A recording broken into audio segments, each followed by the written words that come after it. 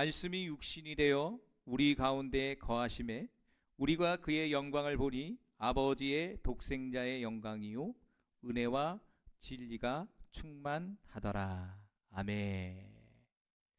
이 시간 하나님의 말씀은요, 말씀이 육신이 되어 우리 가운데 거하심에 성육신이 전하는 진짜 크리스마스 이야기라는 제목을 가지고 은혜를 나누고자 합니다. 크리스마스 시즌이 되면 거리는 화려한 조명과 캐럴로 가득 차고 선물과 만찬 준비로 분주해집니다. 반짝이는 포장지와 넘쳐나는 소비의 물결 속에서 우리는 이 축제의 주인공과 그 기원이 가진 깊은 의미를 종종 잃어버리곤 합니다. 어쩌면 우리에게 크리스마스는 이미 어린 시절의 순수한 기대감이나 혹은 단순히 연말 휴일의 낭만으로 축적되어 버린 것 같습니다. 그러나 크리스마스는 단순한 연휴나 기념일이 아닙니다.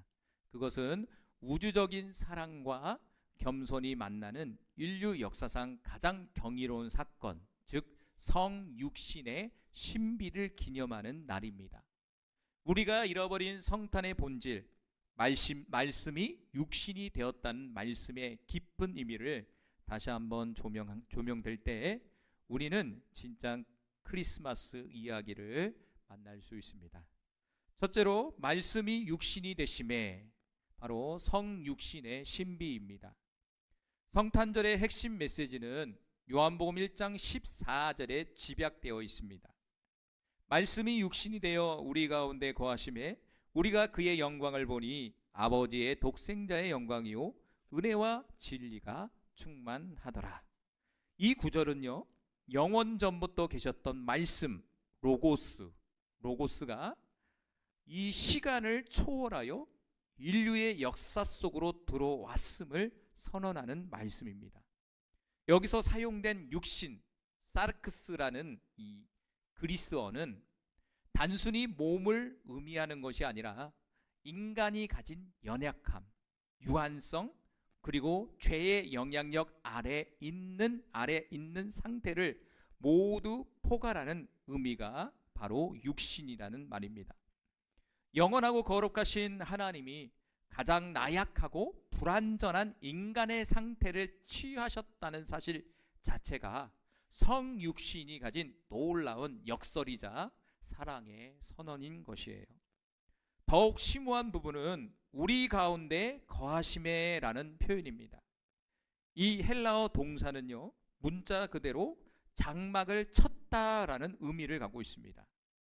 이는 구약의 성막을 상기시킵니다. 과거 이스라엘 백성들이 광야를 지날 때 하나님은 성막이라는 임시 거처를 통해 그들 가운데 임하셨습니다. 이제 예수 그리스도의 육신은 새로운 성막이 되어 하나님이 더 이상 제한된 장소나 의식을 통해서가 아니라 인간의 삶 깊숙한 곳에 영원히 함께 하시겠다는 약속을 표현해 주고 있는 것이에요. 성육신은 하나님이 인간을 만나기 위해 친히 내려와 인간과 똑같은 고난과 기쁨의 삶의 장막 안에서 자신을 세우시는 사건이라는 것을 우리에게 말해주고 있습니다. 두 번째로 왜 예수님은 인간이 되셨나입니다. 그것은 성육신의 필요성이에요. 전능하신 하나님이 굳이 낮고 천한 인간의 모습으로 오셔야만 했을까요? 이 질문은 성육신의 목적을 이해하는 핵심입니다. 초기 기독교 교부였던 아타나시우스는요, 이를 명쾌하게 정리했습니다. 그는 이렇게 말했어요. 하나님이 사람이 되심은 사람이 하나님 되게 하려 하심이라. 다시, 하나님이 사람이 되신 것은 사람이라는 존재가 하나님이 되게 하려는 것이다 라고 말했다는 거죠. 이는요, 인간이 신성을 획득한다는 의미보다는요, 죄로 인해 단절되었던 인간과 하나님과의 관계를 회복시키고 인간이 원래 창조되었던 완전한 모습으로 회복될 수 있는 가능성을 열어주셨다는 뜻입니다. 성육신은 구원의 서막이며 죄의 문제를 해결하기 위한 유일하고 완전한 방법이었습니다. 인간은 죄로 인해 스스로 구원할 능력이 없었기에 죄가 없으신 완전한 존재, 곧 하나님 자신이 인간의 몸을 입고 오셔서 대속의 제물이 되어야 했습니다. 즉 육신을 입고 태어나심으로써 예수 그리스도는 인류가 겪어야 할 모든 고난과 죽음을 친히 경험하셨습니다. 십자가에서의 희생은 육신을 입으신 하나님의 가장 위대한 사랑의 표현인 것이에요. 이를 통해 인류에게 영원한 생명을 선물할 수 있게 되었습니다. 성육신은 단지 하나님의 겸손을 보여주는 행위가 아니라 바로 저와 여러분을 구원하기 위한 절대적인 필연성을 가진 사건이라고 볼 수가 있어요. 세 번째로 역사 속에서의 성탄절과 삶의 성육신입니다. 오늘날 12월 25일이 크리스마스로 정착된 배경에는 흥미로운 역사적 맥락이 있다고 합니다. 4세기 로마 제국에서 기독교가 공인된 후 교회는 로마인들이 전통적으로 지키던 태양신 미트라의 축제를 대처하기 위해 이날을 예수 그리스도의 탄생일로 기념하기 시작했다고 합니다.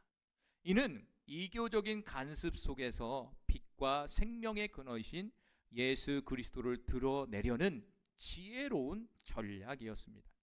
하지만 시간이 흐르면서 성탄절은요, 상업주의와 세속적인 요소들이 강해지면서 본질적인 부분을 잃어버리고 말았다는 거예요. 진정한 크리스마스는 화려한 장식이나 풍성한 파티에 있지 않습니다. 성육신이, 말씀이 육신이 되어 우리 가운데 오신 사건이듯 우리가 실천해야 할 삶의 성육신은 우리가 사랑과 나눔의 육신이 되어 소외되고 가난한 이웃, 즉 가장 낮은 자들의 자리로 찾아가는 것입니다. 하나님이 세상의 가장 낮은 곳 말구유로 오셨듯이 우리는 연말 연시의 기쁨을 나누지 못하는 사람들과 함께하며 그들의 필요를 채우는 삶을 살아야 합니다. 성탄절은 우리가 이웃에게 사랑을 전하는 새로운 성막이 되도록 요청하는 영원한 초대의 날인 것입니다. 네 번째로 우리 가운데 거하시는 영원한 빛입니다. 성육신은 하나님이 우리를 너무나 사랑하셔서 가장 높고 거룩한 자리를 버리고 가장 낮은 연약한 우리의 삶 속에 침투하신 영원히 반복될 수 없는 기적입니다. 이 기적은 우리가 죄와 절망 속에서 홀로 있지 않는다는 위로를 주며 동시에 우리의 삶의 의미와 목적을 근본적으로 변화시킵니다. 우리가 성탄절을 맞이할 때마다 산타클로스의 신비나 쇼핑의 즐거움을 넘어 2000년 전 베들레헴에서 시작된 그 겸손과 사랑의 여정을 기억해야 합니다. 말씀이 육신이 되어 우리 가운데 거하셨듯이 이제 우리의 마음속에도 그 말씀의 빛이 영원히 거하고 있습니다.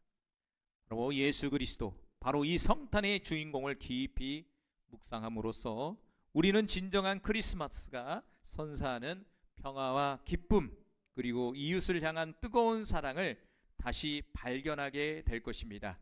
바로 이것이 성육신이 우리에게 전하는 영원한 빛날 진짜 크리스마스의 이야기인 것이에요.